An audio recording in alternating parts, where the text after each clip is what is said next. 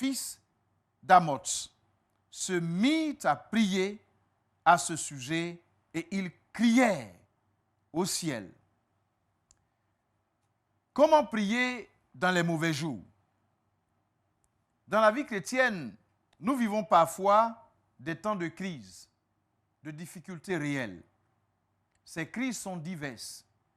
Elles peuvent être liées à la quête d'un emploi, à la perte d'un emploi, à une crise d'identité, à un deuil dans la famille, à une crise conjugale, à un conflit insurmontable, à une maladie qui nous ténaille depuis des années, à un manque d'argent. Eh bien, les difficultés sont nombreuses. Quand l'épreuve est là, qu'elle occupe toutes nos pensées et habite notre quotidien, que faire, mes bien-aimés? Que faire lorsque les jours sont sombres et que les jours sont mauvais pour nous? En lisant la Bible, nous voyons que bien de serviteurs de Dieu et enfants de Dieu sont aussi passés par des jours mauvais. Qu'ont-ils fait? Comment ont-ils prié? Comment ont-ils été délivrés? Voyons ici l'exemple du roi Ézéchias. Ézéchias devient roi à l'âge de 25 ans. La 14e année de son règne sur Juda, le roi d'Assyrie, après avoir conquis les villes fortes de Juda, assiège de Jérusalem, la capitale du royaume. Il envoie ses officiers supérieurs se moquer des soldats israélites qui gardent la muraille.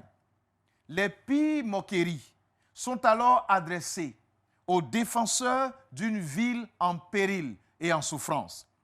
Leur foi en Dieu est moquée et leur roi est calomnié. C'est dans ce contexte d'humiliation que l'officier supérieur de l'armée assyrienne va remettre une lettre à Ézéchias. Alors que la ville est assiégée et alors que le peuple est soumis aux ordres du roi d'Assyrie, alors que la situation devient précaire et que les jours sont mauvais, que va faire le roi Ézéchias, poussé dans ses derniers retranchements? Comment Ézéchias va-t-il s'en sortir? Ézéchias va tout simplement prier. Ézéchias va invoquer son Dieu. Voyons la prière d'Ézéchias. Ézéchias va se saisir de la lettre de blasphème reçue du roi d'Assyrie et la lire. De même que les dieux des nations, des autres pays n'ont pu délivrer leur peuple de ma main, de même le Dieu d'Ézéchias ne délivrera pas son peuple de ma main. Telle est l'injure du roi d'Assyrie.